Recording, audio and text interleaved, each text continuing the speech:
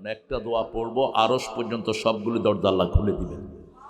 পড়েন আল্লাহু আকবার কবীরা, আলহামদুলিল্লাহ কাসীরা, সুবহানাল্লাহি বুকরাতান ওয়া আসীলা। দ্বিতীয় দোয়া রাসূল প্রতিদিন 8 বার পড়তেন। কয়বার? 8 বার। মুসলিম শরীফের হাদিস, একবার পড়বেন কিয়ামত পর্যন্ত সওয়াব লেখা হতে থাকবে। শুধু 5 ব্যক্তি সওয়াব পাবে না। কয় ব্যক্তি? 1 নাম্বার বেনামাজি। 1 নাম্বার কে? 2 নাম্বার মুশরিক। আছে না মুশরিক? তাবিজ কবজ লেখে খুব জোরে সোরে, আছে না? তাবিজ টাঙ্গায়, আসেনি? আর কি? মাজারে গিয়ে ভেঙে দাও সব মাজার, কোন মাজার থাকবে না। মাজার বড়জনে বাজার, এই শব্দটাও কোরআন হাদিসের কোথাও নাই। রাসূল সাল্লাল্লাহু আলাইহি ওয়াসাল্লাম ওফাত মোবারকের কিছুদিন আগে মা আয়েশাকে বলছেন, ইত্তাখাযু কুবুর আম্বিয়া মাসাজিদা।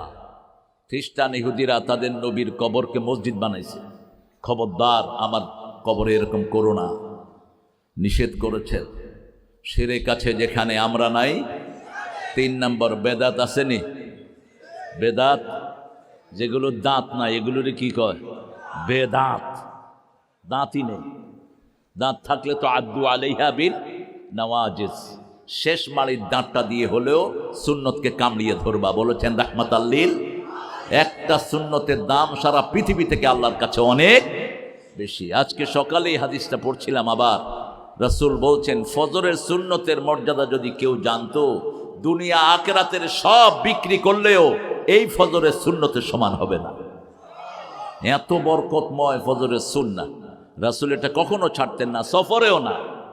ফজরের সুন্নাহ এবং বিতরের নামাজ, এই দুইটা রাসূল সফরেও ছাড়তেন না। আল্লাহ আমাদেরকে পড়ার তৌফিক দান করুক।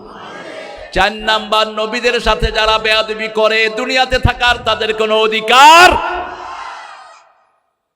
কিছুদিন আগে ভালুকাতে একটা ছেলেকে মারা হয়েছে, এটা উচিত হয়নি। তাকে পিটায়া আইনের হাতে সোপর্দ করতে। বিচার বহির্ভূত কোনো হত্যা ইসলাম পছন্দ করে না, তাহলে বিশৃঙ্খলা হবে। আপনি মনে করেছেন হি ইজ রং, আপনি গেলেন তাকে মেরে ফেললেন, এটা ইসলাম না, এটা ইসলাম না। তাকে আইনের কাছে সোপর্দ করবেন। রাসূল সাল্লাল্লাহু আলাইহি ওয়াসাল্লাম বলেছেন, আমার বিরোধিতা যারা করে, আমার সাথে যারা বেয়াদবি করে, তাদের পরিণতি হলো হত্যা। তাদের পরিণতি কি? হত্যা। আপনি দেখেন রাসূলের বিরুদ্ধে যতগুলো মিথ্যা নবুয়ত দাবি করেছে, একটাও দুনিয়াতে বেঁচে নাই। ঠিক না বেঠি? সবগুলোকে মারার ব্যবস্থা করেছেন কে? মুসাইলামা কাযযাবকে মেরেছে ওয়াহশী, যেটা হামজা রাদিয়াল্লাহু আনহু কলজে চিবিয়ে খেয়েছেন। রাসূল বললেন, 15 জনকে যেখানে পাও কাবার গেলাপের ভিতরে পাইলে সেখানে খুন করো।